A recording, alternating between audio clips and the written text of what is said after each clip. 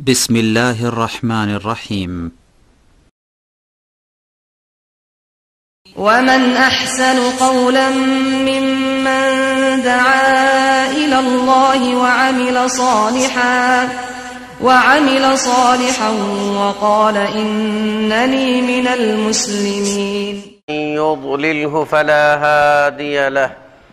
أشهد أن لا إله إلا الله وحده لا شريك له، وأشهد أن محمدًا عبده ورسوله الذي أرسل إلى الناس كافة بشيرا ونذيرا وداعيا إلى الله بإذنه وسراجا منيرا. أما بعد، فإن خير الحديث كتاب الله، وخير الهدي هدي محمد صلى الله عليه وسلم، وشر الأمور محدثاتها، وكل محدثة بدعة، وكل بدعة ضلالة. فقد قال الله تبارك وتعالى في كلامه المجيد: يا أيها الذين آمنوا اتقوا الله حق تقاته ولا تموتن إلا وأنتم مسلمون. وقال سبحانه وتعالى: يا أيها الذين آمنوا اتقوا الله وقولوا قولا سديدا يصلح لكم أعمالكم ويغفر لكم ذنوبكم ومن يطع الله ورسوله فقد فاز فوزا عظيما. وبعد، فقد قال الله عز وجل بعد أعوذ بالله السميع العليم من الشيطان الرجيم: إن الشرك لظلم عظيم। মুসল্লিয়ান কিরাম, আল্লাহ রাব্বুল আলামিন আহকামুল হাকিমিন, সকল বিচারকের শ্রেষ্ঠ বিচারক,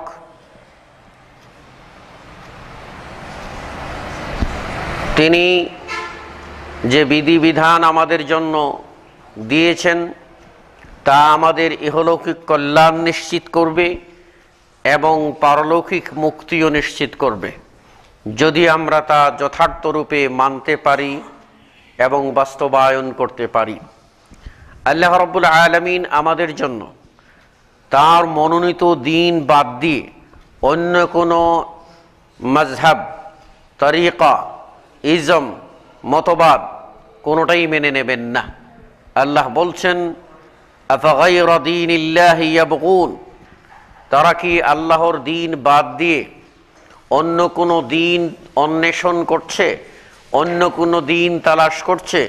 ওয়ালাহু আসলামা মান ফিস সামাওয়াতি ওয়াল আরদি তাওআন ওয়া কারহা, অথচ আসমান ও জমিনে যত সৃষ্টি রয়েছে সকল সৃষ্টি ইচ্ছায় অনিচ্ছায় তার তোরে বশ্যতা স্বীকার করেছে, সারেন্ডার করেছে। মুসল্লিয়ানে কেরাম, আল্লাহ রাব্বুল আলামিন ন্যায় ও ইনসাফের চরম ও পরম নীতি নির্ধারক। তিনি নিজেই হাদিসে কুদসিতে ঘোষণা দিয়েছেন: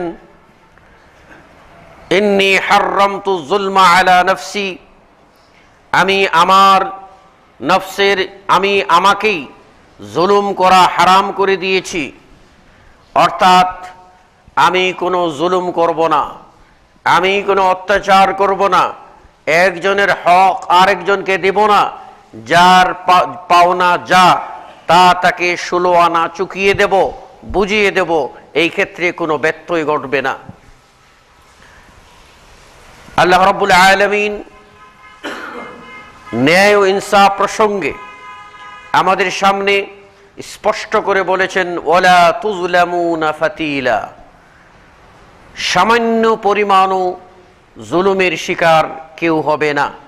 যার যা পাওনা আল্লাহ রাব্বুল আলামিন তাই বুঝিয়ে দেবেন। প্রথমেই তিনি নিজের জন্য জুলুমকে হারাম ঘোষণা করে বলছেন: ওয়াজআলতু বাইনাকুম মুহাররামা, আর এই জুলুমকে আমি তোমাদের মধ্যেও হারাম স্থির করে দিলাম। ফালা তাযালামু, অতএব তোমরা পরস্পরে জুলুম করিও না। এই জুলুম শব্দের অর্থ হচ্ছে ওয়াযউ শাই ফি গায়রি মাহাল্লিহি, কোনো বস্তুকে তার জায়গায় না রেখে অন্য জায়গায় রাখা, অর্থাৎ যার পাওনা তাকে না দিয়ে অন্যকে দেওয়া। এই জুলুম হতে পারে আল্লাহর বেলায়, বান্দা যদি আল্লাহর হক যথাযথভাবে আদায় না করে, আল্লাহর হক যদি কোনো সৃষ্টিকে দিয়ে দে, আল্লাহর পাওনা যদি কোনো মাখলুককে দিয়ে দে, তাহলে সে যেন যথাস্থানে হকটি না রেখে অপাত্রে রাখলো। আল্লাহ রাব্বুল আলামিন তিনি একমাত্র হকদার যে বান্দা তাকেই সিজদা করবে, তারই ইবাদত করবে, তারই গুণকীর্তন করবে, তাকে ভয় করবে। এই সমস্ত করণীয়গুলি যদি বান্দা তার কোনো সৃষ্টির জন্য নিবেদন করে, তাহলে সে যেন আল্লাহর হক দিয়ে দিল ওই সৃষ্টিকে। আর এটি হচ্ছে জুলুম, বরং মারাত্মক জুলুম। এজন্য আল্লাহ রাব্বুল আলামিন কোরআনুল কারীমে উল্লেখ করেছেন, ইন্না শিরকা লাযুলমুন আযীম, শিরক হচ্ছে অবশ্যই বড় জুলুম, বড় অন্যায়, বড় অবিচার, বড় অত্যাচার। দিতে হবে আল্লাহকে, তা না দিয়ে দিয়ে দিল কোনো সৃষ্টিকে। এটা কোনোদিনই আল্লাহ রাব্বুল আলামিন মেনে নেবেন না। সেই জন্য তার শাস্তিও কঠোর বলে উল্লেখ করেছেন। বলছেন, এই অপরাধ বাদ দিয়ে অন্য যত অপরাধ বান্দা করে আর আমার কাছে ক্ষমা চাইলে আমি তাদেরকে ক্ষমা করে দেব, কিন্তু আমার সাথে সাধারণ সৃষ্টিকে সমান করে ফেলেছে, সাধারণ সৃষ্টিকে আমার সমকক্ষ স্থির করে ফেলেছে, যা তাদের ক্ষমতায় নাই সে বিষয়ে গিয়ে তাদের কাছে ধর্ণা দিচ্ছে, তাদের দোহাই পাচ্ছে, আমাকে নিয়ে নামিয়ে দিল সাধারণ সৃষ্টির স্তরে।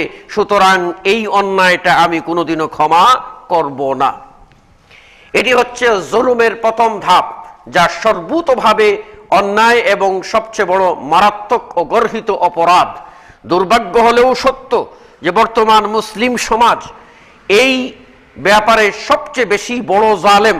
তারা আল্লাহর পাওনা আল্লাহকে না দিয়ে দিচ্ছে কোনো ব্যক্তিকে, দিচ্ছে কোনো গোষ্ঠীকে, দিচ্ছে কোনো যে কোনো জড় পদার্থের নামে।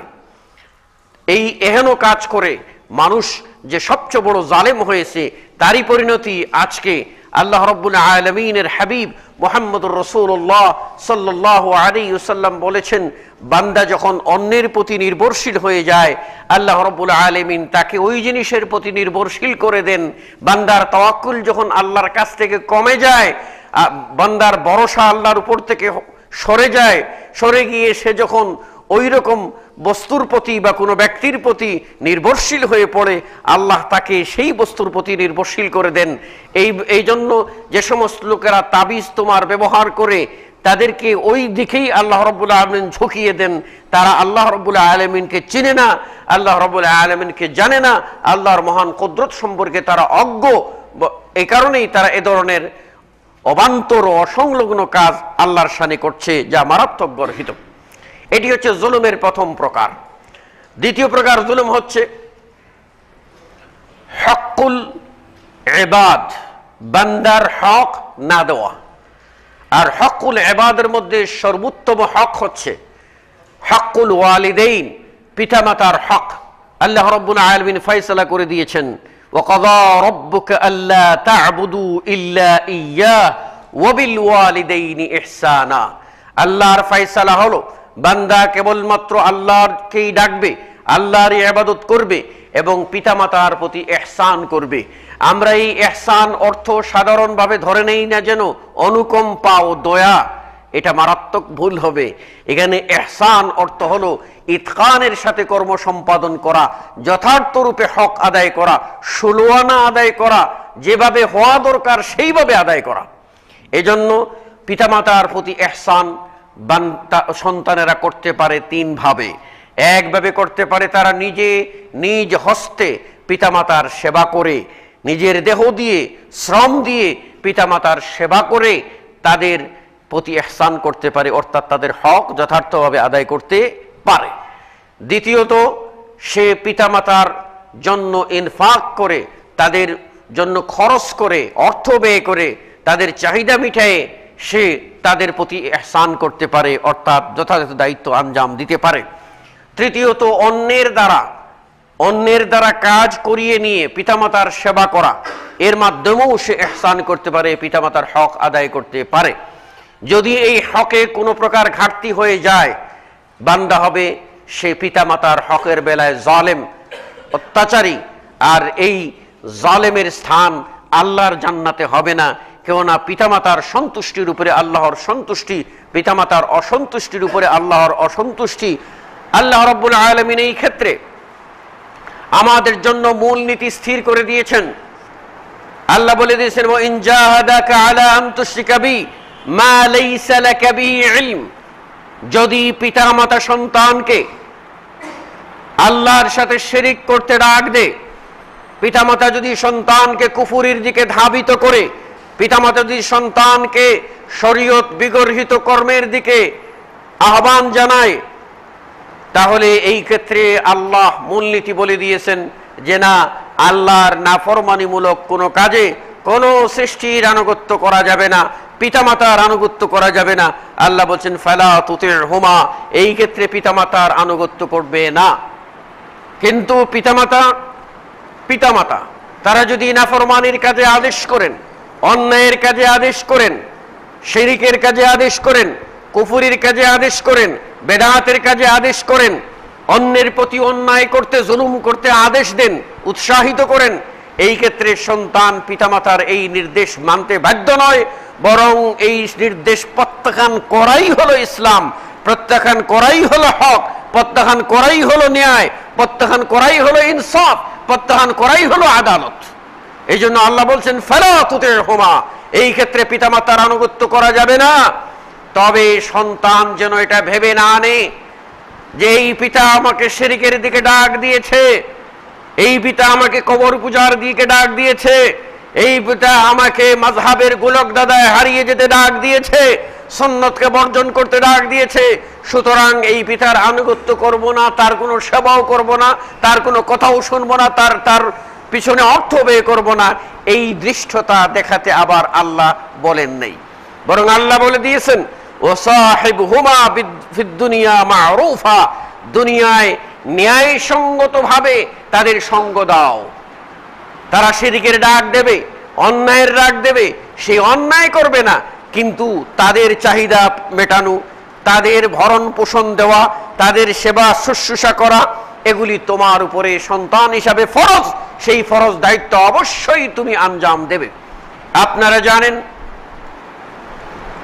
যে আসমা বিনতে আবু বকর রাদিয়াল্লাহু আনহা ওয়া আরদাহা, তিনি একদা রাসূল সাল্লাল্লাহু আলাইহি ওয়াসাল্লামের কাছে এসে বললেন, ইয়া রাসূলুল্লাহ, আমার মা মুশরিকা, তিনি ইসলাম গ্রহণ করেন নাই, তিনি জাহিলিয়াতের মধ্যেই এখনো রয়ে গেছেন, আর আমি তো ইসলাম গ্রহণ করেছি, এখন আমার মা আমার সাথে দেখা করতে চাচ্ছেন, আফা আসিলুহা, আমি কি তার সাথে সদাচরণ করব, তার সাথে দেখা দেব, তার সাথে ভালো ব্যবহার করব? রাসূলুল্লাহ সাল্লাল্লাহু আলাইহি ওয়াসাল্লাম জবাব দিলেন, সিলিহা, তুমি তার সাথে ভালো ব্যবহার করো। পিতামাতা যদি, এখানে মা মুশরিকা, তারপরেও আল্লাহর নবী বলছেন মায়ের হক আদায় করতে হবে, মায়ের সেবা করতে হবে। আমাদের নবী, বিশ্ব নবী মুহাম্মদুর রাসূলুল্লাহ সাল্লাল্লাহু আলাইহি ওয়াসাল্লাম আল্লাহর কাছে আবেদন করেছিলেন, তার মায়ের কবর জিয়ারতের আল্লাহ অনুমতি দিয়েছেন, যাও কবর জিয়ারত গিয়ে করো। সেখানে গিয়ে মায়ের জন্য মাগফিরাত কামনা করার প্রার্থনা যখন করলেন, আল্লাহ বললেন যেহেতু এই ব্যাপারে আল্লাহর ফয়সালাই চূড়ান্ত, সুতরাং মুশরিক অবস্থায় যেহেতু তারা মারা গেছেন, তাদের ব্যাপারে তোমার কোনো সুপারিশ করার সুযোগ নাই। তাই স্পষ্ট হয়ে গেল যে পিতামাতার হক অত্যন্ত গুরুত্বপূর্ণ হক। তারা যদি মুসলিম হন তাদের সেবা করতে হবে, অমুসলিম হলেও তাদের সেবা করতে হবে, তাদের ব্যাপারে কোনো প্রকার কার্পণ্য করা যাবে না। এমনকি আল্লাহ রাব্বুল আলামিন এই দ্বীনের মধ্যে, শরীয়তের মধ্যে এতটুকু অধিকার পিতামাতাকে দিয়েছেন যে সন্তান যদি পিতামাতার জন্য খরচ না করে, পিতামাতার জন্য অর্থ ব্যয় না করে, আর ওই পিতামাতার প্রয়োজন দেখা দেয়, সন্তানের সম্পত্তি থেকে বিনা জিজ্ঞাসায় পিতা মাতা খরচ করতে পারবে। অথচ স্বামী স্ত্রীর ঘরে স্বামীর সম্পত্তিতে স্ত্রী বিনা অনুমতিতে খরচ করতে পারবে না। আর পিতামাতার মর্যাদা এমন যে তাদের চাহিদা সন্তান দিচ্ছে না, তাই এই চাহিদা পরিমাণ অর্থ সম্পদ পিতা মাতা ছেলের কাছ থেকে নিয়ে নিতে পারবে বিনা জিজ্ঞাসায়, বিনা পারমিশনে। এই অধিকার পিতা মাতাকে দেওয়া হয়েছে, যদিও তারা মুসলিম হন অথবা কাফের হন। আমাদেরকে এই বিষয়টি অবশ্যই খেয়াল করতে হবে। তবে এখানে যে জিনিসটা হচ্ছে, যদি পিতা মুসলিম হয় আর সন্তান যদি অমুসলিম হয়, তাহলে মুসলিমের সম্পত্তিতে অমুসলিম উত্তরাধিকার পায় না। সেই ক্ষেত্রে সন্তান বঞ্চিত হবে, পিতার সম্পত্তি পাবে না। এই জন্য ওমর ইবনুল খাত্তাব রাদিয়াল্লাহু আনহু আরদাহ বলেছিলেন, লা হাজ্জা ফিল ইসলাম লিমান তারাকা সালাহ, যেই লোকটি সালাত ছেড়ে দিল সেই লোকটি ইসলামী আইনে মুসলিম পিতার সম্পত্তিতে উত্তরাধিকার হতে পারবে না। কেননা যে সালাত ছেড়ে দেয়, যে নামাজ পড়ে না, যাকে আমরা বলে থাকি বেনামাজি, এই বেনামাজি আর মুসলিম থাকে না। কাজেই মুসলিম পিতার সম্পত্তিতে বেনামাজি ওয়ারিশ হইতে পারে না। এত কঠোরতা আরোপ করা হয়েছে সালাতের ব্যাপারে, নামাজের ব্যাপারে। প্রসঙ্গত উল্লেখ করলাম। এরপর তৃতীয় যে জুলুম, সেটা হচ্ছে নিজের নফসের উপরে জুলুম করা। মানুষ নিজের নফসের উপরে জুলুম করে, অথচ সে টের পায় না।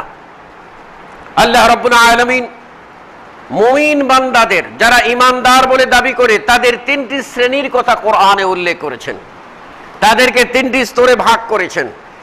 একদল আছে ঈমানদার, যালিমুল লিনাফসি, সে তার নফসের উপরে জুলুমকারী। ঈমানদার বটে, কিন্তু সে ফরজ ইবাদতগুলিতে গাফলতি করে, শরীয়তের হুকুমের বেলায় গাফলতি করে, অলসতা করে, হুকুমগুলি পালন করে না। সেই লোক হলো তার নফসের উপরে জুলুমকারী। কেননা তার নফস তার কাছে আল্লাহ প্রদত্ত আমানত, এই আমানতের খেয়ানত করছে।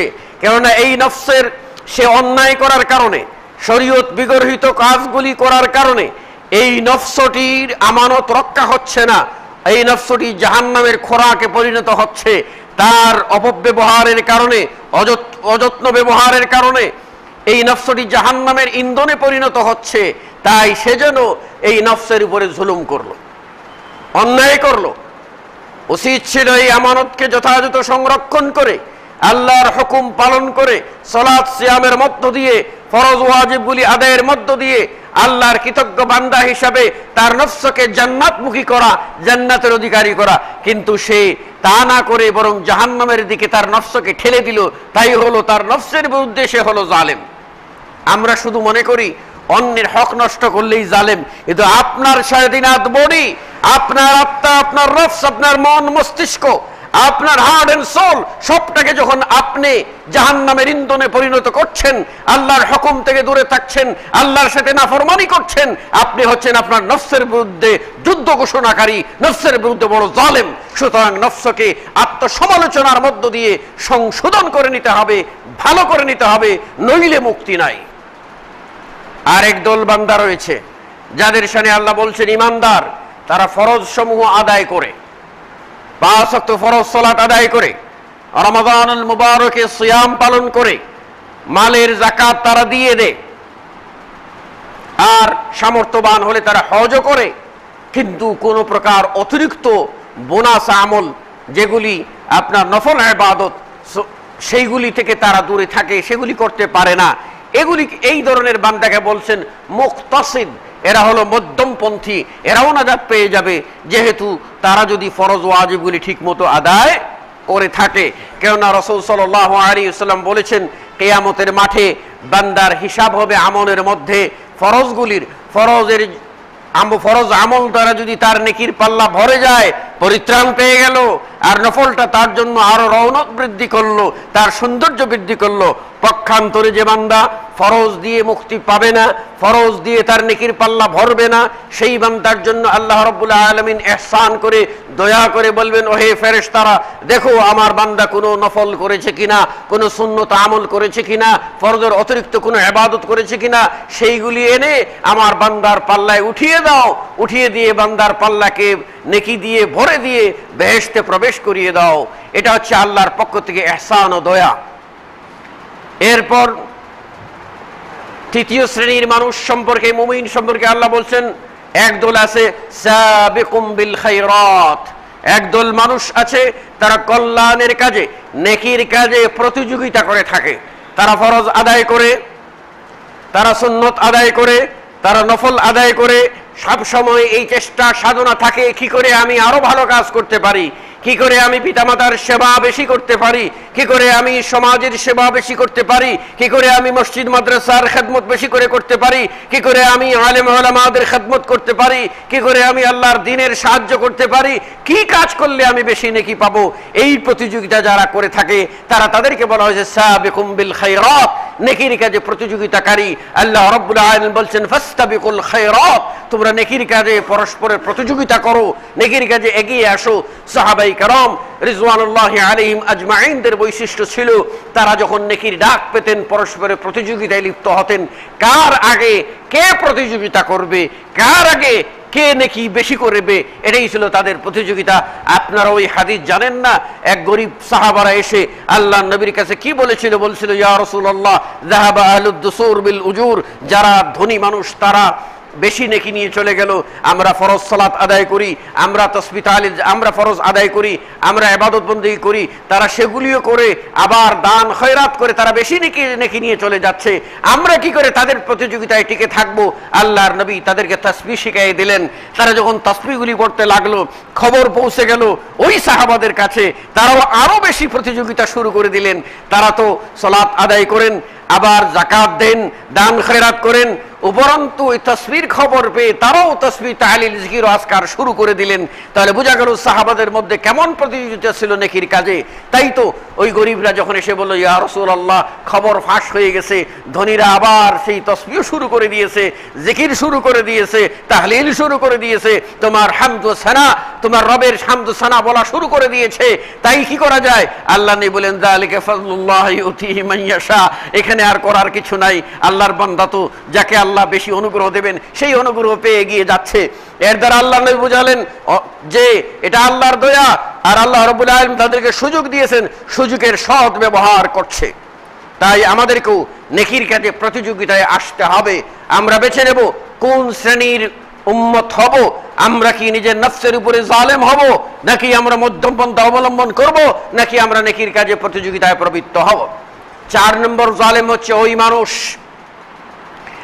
যে অন্যের হক মেরে খায়, অন্যকে গালি দেয়, অন্যকে কষ্ট দেয়, প্রতিবেশীকে কষ্ট দেয়, জুলুম করে ভাই ভাইয়ের হক মেরে খায়।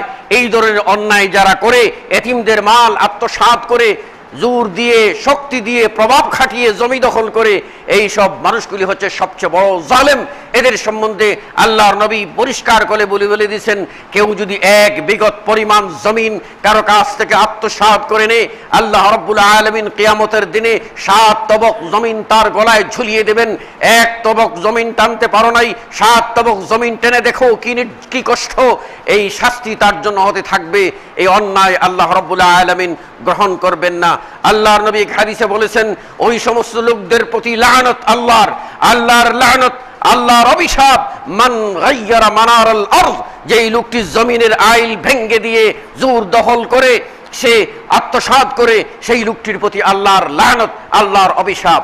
রাসূল সাল্লাল্লাহু আলাইহি ওয়াসাল্লাম একদা বললেন সাহাবাদেরকে যে মানিল মুফলিস, বলো আর মুফলিসকে কে, নিঃস্বকে, অসহায়কে, সম্বলহীনকে। সাহাবারা এক একজন এক একটা মন্তব্য করলেন, বললেন আল মুফলিস ফিনা মান লা দিনার ওয়ালা দিরহাম, আমাদের মধ্যে মুফলিস, অসহায় হলো ওই মানুষ যার কোনো টাকা কড়ি নাই, দিনার নাই, দিরহাম নাই, সেই তো অসহায়, সেই তো নিঃস্ব, সে নিঃস্ব, এই বলে যখন মন্তব্য করলেন, রাসূল বললেন, না, আল মুফলিসু ফিনা, আমার এই উম্মতের মধ্যে মুফলিস হলো ওই ব্যক্তি, ইয়াতি ইয়াউমাল কিয়ামা, কিয়ামতের মাঠে উঠবে নেকির পাহাড় নিয়ে, বিশাল নেকির ভান্ডার নিয়ে উঠবে। সবাই মনে করবে আজকে যদি 1 নম্বরে জান্নাতি হয় তাহলে এই লোকটাই হবে, কিন্তু ইতিমধ্যেই একজন দাঁড়িয়ে বলবে, আল্লাহ, জমিনে এই লোকটার প্রভাব বেশি ছিল, আমি ছিলাম নিরীহ, আমার সম্পত্তি আত্মসাৎ করেছে, দাঁড়ে দাঁড়ে করেছি, বিচার পাই নাই, বরং আমার প্রতি নির্যাতন করেছে। আল্লাহ, আজকের এই দিনে তুমি প্রত্যেকের হক যথার্থ ফিরিয়ে দেবে, সেই তুমি ইনসাফকারী, তোমার আদালতে দাঁড়ালাম, আমার হক ফেরত দাও। আল্লাহ রাব্বুল আলামিনের কাছে এইভাবে যখন নালিশ করবে, আরেকজন এসে বলবে, আমাকে গালি দিয়েছে, বিচার পাই নাই, আমার উপরে থুতু নিক্ষেপ করেছে, আমার বিরুদ্ধে ষড়যন্ত্র করেছে, আমার বিরুদ্ধে কুৎসারটনা করেছে, আমার গীবত করেছে, তোহমত দিয়েছে। এইভাবে এক একজন এক একটা বিচার নিয়ে যখন দাঁড়াবে, আল্লাহ রাব্বুল আলামিন বলবেন, ওদেরকে নেকি দিয়ে সমাধান করো। তার নেকির ভান্ডার থেকে নেকি দিয়ে দিয়ে এক একজনকে যখন বিদায় করবে, আস্তে আস্তে তার নেকির ভান্ডার শেষ হয়ে যাবে। নেকির ভান্ডার শেষ হবে, কিন্তু তখনও আরো বিচার প্রার্থী থাকবেন। তখন আর কি দিয়ে তাদেরকে বিদায় করবে? আল্লাহ বলবেন, আজকে আর কোনো বদলা বদলি নাই, এবার তুমি ওদের ওই পরিমাণ পাপ তোমার স্কন্ধে, তোমার ঘাড়ে চাপিয়ে নাও। তাই আস্তে আস্তে তার নেকির ভান্ডার শূন্য হয়ে যাবে। বিচার প্রার্থীরা চাইতে থাকবে, অন্যের গুনাহগুলি তার ঘাড়ে চাপাইতে চাপাইতে বড় গুনার পাহাড় তার কাঁধের উপরে হয়ে যাবে। সুম্মা উলকিয়া ফিন-নার, এরপরে তাকে জাহান্নামে নিক্ষেপ করে দেওয়া হবে। এই হলো সবচেয়ে বড় অসহায়।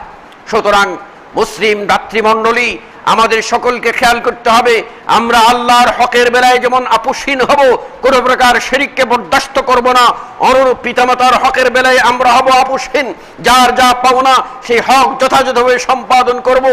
আর আমরা হব আমাদের নফসের বেলায় যেন জালিম না হই, বরং নফসকে জাহান্নাম থেকে বাঁচানোর জন্য আমরা যেন চেষ্টা করি। আর আমরা অন্যের হকের বেলায় যেন সাবধান হই। মনে রাখতে হবে যে বান্দার হক আল্লাহ ক্ষমা করবেন না যতক্ষণ না ওই বান্দা ক্ষমা করে দেবে। আপনি যদি কোনো বান্দাকে গালি দিয়ে থাকেন, কোনো গীবত করে থাকেন, তোহমত দিয়ে থাকেন, অপবাদ দিয়ে থাকেন, তাহলে এটা থেকে বাঁচার পথ কি? আপনাকে অবশ্যই ওই লোকটার কাছে ক্ষমা চাইতে হবে। যে সমস্ত যে মজলিসে যে সবাই তার বদনাম করেছেন, কুৎসারটনা করেছেন, সেই রকম মজলিসে সেই রকম সবাই গিয়ে তার প্রশংসা করতে হবে। আর রাত্রে আপনি নির্জনে ইবাদত করে আল্লাহর কাছে কাঁদতে থাকবেন, হে আল্লাহ, আমি ভুল করেছি, আমার ওই ভাইয়ের কুৎসারটনা করেছিলাম, ওর গীবত করেছিলাম, আল্লাহ তুমি আমাকে মাফ করে দাও, আর আমার ওই ভাইটাকেও মাফ করে দাও। এভাবেই আপনি কুৎসারটনার অবাধ থেকে বাঁচতে পারেন, নতুবা আপনি আমি বাঁচতে পারবো না। আজকের সমাজ সন্দেহের অনাবিক বোমায় জর্জরিত হয়ে গেছে। সমাজে মুসলিমের ভিতরে পরস্পরে ভ্রাতৃত্ববোধ নাই, স্নেহ মায়া মমতা নাই, এবং একে অন্যের হকের ব্যাপারে উদাসীন। সমাজটা এরকম উলঙ্গ সমাজে পরিণত হয়েছে। ভাই ভাইয়ের উপরে কি হক আছে, ছোট বড়ের উপরে কি হক আছে, বড় ছোটের প্রতি কি করণীয় আছে, পিতা মাতার প্রতি সন্তানের কি করণীয়, সন্তানের জন্য পিতামাতার, সন্তানের উপরে কি কর্তব্য আছে পিতামাতার প্রতি, পারস্পরিক হক সম্পর্কে আমরা গাফিল হয়ে গেছি। আমরা মনে করেছি যে আমরা নিজেরা 5 ওয়াক্ত সালাত আদায় করব আর জান্নাতে চলে যাব। জান্নাত এত সহজ নয়। জান্নাতে যেতে যদি হয় তাহলে সকল পরীক্ষায় উত্তীর্ণ হতে হবে, সফল কাম হতে হবে। জুলুম সর্বাবস্থায় হারাম, সর্বাবস্থায় জুলুমকে বর্জন করতে হবে, সব অন্যায়কে বর্জন করতে হবে। আমি এমন মুসলিম হব, আমার কথা দ্বারা যেন কেউ কষ্ট না পায়, আমার হাত দ্বারা কেউ কষ্ট না পায়, আমার শক্তি দ্বারা কেউ যেন কষ্ট না পায়। আল্লাহর নবী বলেছেন, আল মুসলিমু মান সালিমাল মুসলিমুনা মিন লিসানিহি ওয়া ইয়াদিহি, প্রকৃত মুসলিম সেই মুসলিম যার হাত থেকে এবং যার জবান থেকে অপর মুসলিম নিরাপদ থাকে। দুর্ভাগ্য হলেও সত্য যে কথার আঘাত দিয়ে মানুষকে আমরা কুণ্ঠাসা করছি, হাতের আঘাত দিয়ে মানুষকে ত্রস্তব্যস্ত করে ফেলেছি। জুলুম অত্যাচার সর্বত্র বেড়ে গেছে এবং সেগুলিকে আমরা নিত্য নৈমিত্তিক ব্যাপার মনে করে নিছি। খুন খারাপি, সন্ত্রাস, ছিনতাই, রাহাজানি সব কিছু সমাজের রন্ধ্রে রন্ধ্রে পৌঁছে গেছে। জেনা ব্যভিচারের মতো পাপের সাইলাবে সমাজ বেশি যাচ্ছে। ফলশ্রুতিতে পানির সময়ে আমরা বৃষ্টি পাচ্ছি না, খরার যন্ত্রণায় মরছি, আবার যখন বৃষ্টির প্রয়োজন নাই, বন্যার পানিতে নাকানি চুবানি খেয়ে ফসল হারা হয়ে, সম্পদ হারা হয়ে আমরা সবাই রাস্তায় নেমে পড়ছি। আমরা এখনো আমাদের হুঁশ হয় নাই, এখনো সাবধান হয় নাই, সতর্ক হয় নাই। আর কখন সাবধান হব? মরার আগেই যদি সাবধান না হই, তাহলে আমাদের আর সাবধান হওয়ার সুযোগ নাই। অতএব আসুন আমরা মরার আগে সাবধান হয়ে নেই। আল্লাহ যেমন বলছেন, ওয়ালা তাত্তাবিউ খুতুওয়াতিশ শাইতান, শয়তানের পদাঙ্ক অনুসরণ করিও না। তুমি মরো, মুসলিম হয়ে মরো, পূর্ণ আত্মসমর্পণকারী হয়ে মরো, আল্লাহ ওয়ালা হয়ে মরো। তোমার জীবনটাকে এমন ভাবে গঠন করো, তুমি বাঁচবে তো আল্লাহর দ্বীনের উপরে বাঁচবে। তুমি মরবে যে কোনো মুহূর্তে, যে কোনো সেকেন্ডে তোমার কাছে মালাকুল মউত চলে আসবে, পাবে তোমাকে ইবাদতের মধ্যে, পাবে তোমাকে আল্লাহর গোলামির মধ্যে, পাবে তোমাকে আল্লাহর হুকুমের ভিতরে। তোমাকে যদি পায় জালেম অবস্থায়, তাহলে এর চেয়ে বড় মারাত্মক অবস্থা আর হতে পারে না। অতএব যার খাতেমা, যার পরিস্থিতি, যার যবনিকা সুন্দর হবে, সার্থক হবে, সেই হবে প্রকৃত মানুষ। মানুষ হই আমরা। আল্লাহর দ্বীন এসেছে আমাদেরকে মানুষ বানাতে। মানবতার কি আদর্শ হতে পারে, তার উৎকৃষ্ট নমুনা রাসূল সাল্লাল্লাহু আলাইহি ওয়াসাল্লাম আমাদের সামনে রেখে গেছেন। সুতরাং তার আদর্শ আমরা সামনে রেখে বর্জনীয় সমস্ত অপরাধ থেকে আমরা মুক্ত হই এবং আদর্শ মানুষ হওয়ার চেষ্টা করি। যদি হই আমরা আদর্শ মানুষ, তবেই হব আমরা জাতির জন্য, পরবর্তী নেশনের জন্য আমরা হব মডেল। আমাদেরকে দেখে মানুষ দ্বীনের প্রতি দীক্ষিত হবে, আসবে, ইসলামকে বুঝবে। নচেত আমাদের ভুল কাজের জন্য মানুষ আমাদেরকে ধিক্কার দেবে, ইসলামকে পর্যন্ত দোষারোপ করার দৃষ্টতা দেখাবে। তাই আমরা যেন নিজেরা নিজেদের নফসের উপরে জুলুম করে সমাজের জন্য বোঝা না হই, কাল না হই, সেজন্য আমরা সকল প্রকার জুলুম, যেমন আল্লাহ বলছেন যে ইন্নী হারামতুজ জুলমা, আমি জুলুমকে হারাম করেছি, ওয়াজআলতু বাইনাকুম মুহাররামা, তোমাদের উপরে পরস্পরে জুলুমকে আমি হারাম স্থির করে দিয়েছি। ফালা তাযালামু, কাজেই তোমরা পরস্পরে জুলুম করিও না। আসুন আমরা প্রত্যেকটি হক যথার্থ রূপে উপলব্ধি করি এবং সর্বপ্রকার জুলুম থেকে নিবৃত থাকার চেষ্টা করি। আল্লাহ রাব্বুল আলামিন আমাদের সকলকে তৌফিক দান করুন, আমিন। আকুলু কওলি হাযা আস্তাগফিরুল্লাহ লি ওয়া লাকুম ওয়া লিসাইরিল মুসলিমিন। বারাকাল্লাহু লানা ওয়া লাকুম ফিল কুরআনিল আযীম ওয়া নাফা'নি ওয়া ইয়্যাকুম বিল আয়াতি ওয়া যিকরিল হাকীম। ইন্নাহু তাআলা জাওয়াদুন কারীমুন মালিকুম রাউফুর রহিম ফাস্তাগফিরুহু মিন কুল্লি যামবিন ইন্নাহু হুয়াল গফুরুর রহিম।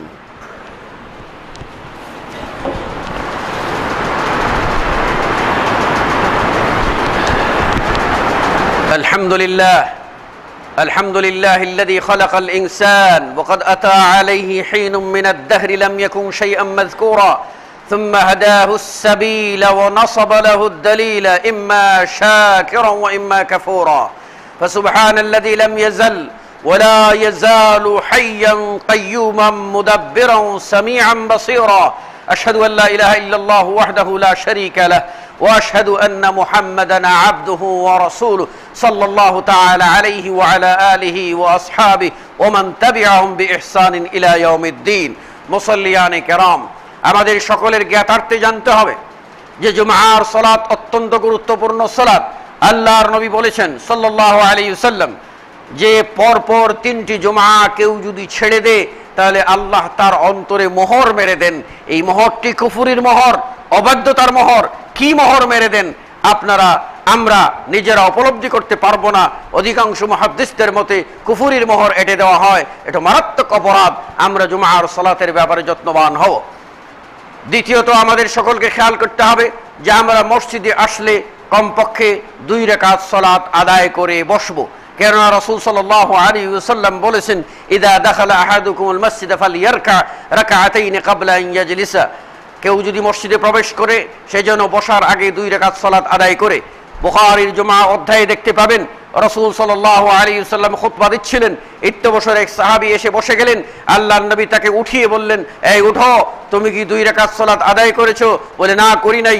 আল্লাহর নবী বললেন, তুমি সংক্ষেপে 2 রাকাত সালাত আদায় করে তারপর বসো।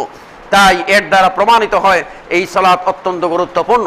এখানে একটি প্রশ্ন আসবে যে আমরা যখন এসে দেখলাম মসজিদে আজান হচ্ছে আর ইমাম মিম্বরে বসে আছেন, আজান হচ্ছে, এই অবস্থায় আমরা আজানের জবাব দেওয়া সুন্নত আর তাহিয়াতুল মসজিদ আদায় করা সুন্নত, দুই সুন্নত একত্রে এসে গেছে। এখন আমরা কোনটা করব? আমাদের সমাজে প্রচলিত আছে যে আমরা আজান যতক্ষণ চলে ততক্ষণ দাঁড়িয়ে থেকে আমরা আজান শুনি, আজানের জবাব দেই, তারপর 2 রাকাত সুন্নত পড়ে বসি।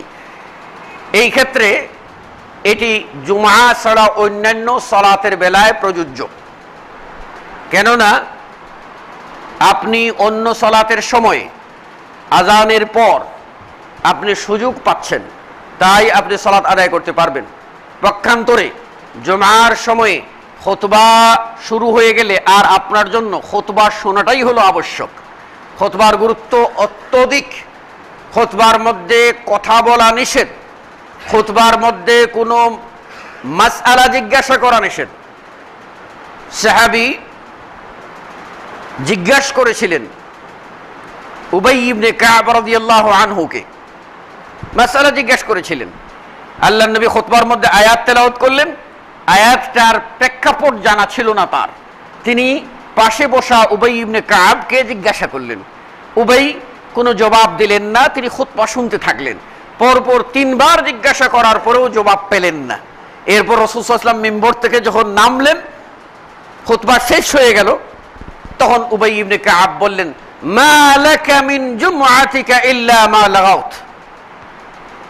ওহে প্রশ্নকারী, তোমার জুমার কোনো নেকি হবে না, তুমি যা এই বাজে কাজ করেছো, লঘু কাজ করেছো, অহেতুক কাজ করেছো, তাই তোমার আমলনামায় হবে। এর অর্থ কি? যে তুমি জুমার সময়ে যে আয়াত সম্পর্কে আমাকে মাসআলা জিজ্ঞাসা করেছো, এটা এই সময় প্রযোজ্য ছিল না। যে এই সময়ে খুতবা শোনাই তোমার উপরে আবশ্যক ছিল, তা না শুনে তুমি এই যে কাজটা করেছো, কাজেই এই কাজটার কারণে তুমি জুমার সওয়াব থেকে বঞ্চিত হয়ে যাবে, ফরজ আদায় হয়ে যাবে কিন্তু বঞ্চিত হবে। এই কথা ওই সাহাবী আত্মতৃপ্তির সহ মেনে নিতে পারলেন না। ফালাম্মান সারাফা রাসূলুল্লাহ সাল্লাল্লাহু আলাইহি সাল্লাম মিন সালাতি, আল্লাহ নবী যখন সালাত থেকে, জুমার সালাত থেকে সালাম ফিরালেন, তখন গিয়ে সাহাবী গিয়ে বলেন, ইয়া রাসূলুল্লাহ, আমি এইভাবে উবাইকে 3 বার জিজ্ঞাসা করছিলাম খুতবা চলাকালীন অবস্থায়, তিনি জবাব দেন নাই, বরং আপনি মিম্বর থেকে নামার পরে তিনি বলছেন আমার নাকি কোনো নেকি হবে না, আমি নাকি লঘু কাজ করেছি। তখন রাসূল সাল্লাল্লাহু আলাইহি ওয়াসাল্লাম বললেন, সাদাকা উবাই, উবাই যা বলেছে ঠিকই বলেছে। এই জন্য রাসূল সাল্লাল্লাহু আলাইহি ওয়াসাল্লাম বলছেন, মান মাসাল হাসা হাসা মান মাসাল হাসা, যে ব্যক্তি এই খুতবা চলাকালীন অবস্থায় কোনো কঙ্কর হটাইল, ফাকাদ লাগা, সেও অহেতুক কাজ করলো। তার অর্থ হলো খুতবার প্রতি মনোযোগ দিয়ে খুতবা শুনতে হবে। রাসূল সাল্লাল্লাহু আলাইহি ওয়াসাল্লাম বলেছেন সাহাবাদেরকে, আমাদেরকে লক্ষ্য করে, যে প্রথমেই যারা যখন মসজিদে আসে সালাত আদায় করার জন্য, খুতবার আজান হওয়া পর্যন্ত ফেরেশতারা তাদের নাম লিপিবদ্ধ করেন এবং কোরবানির নেকি তাদের আমলনামায় লেখা হয়। পক্ষান্তরে যখন খুতবা শুরু হয়ে যায়, ফেরেশতারা দফতর বন্ধ করে খুতবা শুনতে থাকেন। কাজেই আপনি মনোযোগ দিয়ে খুতবা শুনবেন। এই গুরুত্বপূর্ণ কাজ এসে গেল, আর আপনার সামনে 2টি সুন্নত এসে গেল। সেই ক্ষেত্রে আপনি কোনটা করবেন? যদি আপনি আজানের জবাব দেন, তারপরে যদি আপনি 2 রাকাত সুন্নত পড়েন, তাহলে আপনার সময় বেশি লাগবে এবং খুতবা শোনা থেকে আপনি বঞ্চিত হবেন। সেই ক্ষেত্রে 2 সুন্নতের ভিতরে যেই সুন্নতটি সবচেয়ে বেশি গুরুত্বপূর্ণ, সেটিকে অগ্রাধিকার দিতে হবে, আর তা হলো 2 রাকাত সালাত আদায় করা। কাজেই এই ক্ষেত্রে আজানের জবাবের জন্য দাঁড়িয়ে না থেকে 2 রাকাত সালাত আদায় করে বসে পড়াই হলো সুন্নতের অনুসরণের দিক থেকে অধিকতর যুক্তিযুক্ত। এই জন্য আমরা এই ব্যাপারে খেয়াল করব, সতর্ক থাকব। আল্লাহ রাব্বুল আলামিন আমাদের সকলকে সঠিক সুন্নাত মোতাবেক জীবন যাপনের তৌফিক দান করুন, আমিন। আকুলু কওলি হাযা আস্তাগফিরুল্লাহ লি ওয়া লাকুম ওয়া লিসাইরিল মুসলিমিন। আমরা সবাই নবীর প্রতি সালাত আদায় করি। আল্লাহুম্মা সাল্লি আলা মুহাম্মদ ওয়া আলা আলি মুহাম্মদ কামা সাল্লাইতা আলা ইব্রাহিম ওয়া আলা আলি ইব্রাহিম ইন্নাকা হামিদুম মাজিদ। আল্লাহুম্মা বারিক আলা মুহাম্মদ ওয়া আলা আলি মুহাম্মদ কামা বারাকতা আলা ইব্রাহিম ওয়া আলা আলি ইব্রাহিম ইন্নাকা হামিদুম মাজিদ। وارض اللهم عن الخلفاء الراشدين المهديين أبي بكر وعمر وعثمان وعلي وعن سائر الصحابة أجمعين وأنا معهم بمنك وكرمك وجودك يا أرحم الراحمين. اللهم أعز الإسلام والمسلمين، اللهم أعز الإسلام والمسلمين، وأذل الشرك والمشركين. اللهم وحد صفوف المسلمين، اللهم وحد صفوف المسلمين، اللهم ألف بين قلوب المسلمين، اللهم ألف بين قلوب المسلمين. اللهم يا حي يا قيوم برحمتك نستغيث. اللهم أغثنا، اللهم أغثنا، اللهم أغثنا. اللهم وفقنا لما تحب وترضى من القول والعمل. اللهم إنا نسألك جنة الفردوس ونعوذ بك من النار. اللهم إنا نسألك جنة الفردوس ونعوذ بك من النار. اللهم اهدنا إلى صراطك صراط المستقيم لا يهديه إلا أنت برحمتك يا أرحم الراحمين. اللهم طهر قلوبنا من النفاق، اللهم طهر قلوبنا من النفاق، واخلص أعمالنا من الرياء، وتقبل توبتنا بقبول حسن يا أرحم الراحمين. تعادلوا عباد الله رحمكم الله. إن الله يأمر بالعدل والإحسان وإيتاء ذي القربى وينهى عن الفحشاء والمنكر والبغي يعظكم لعلكم تذكرون. فاذكروا الله يذكركم واشكروه على نعمه يزدكم ولذكر الله أكبر والله يعلم ما تصنعون. أقيموا الصفوف.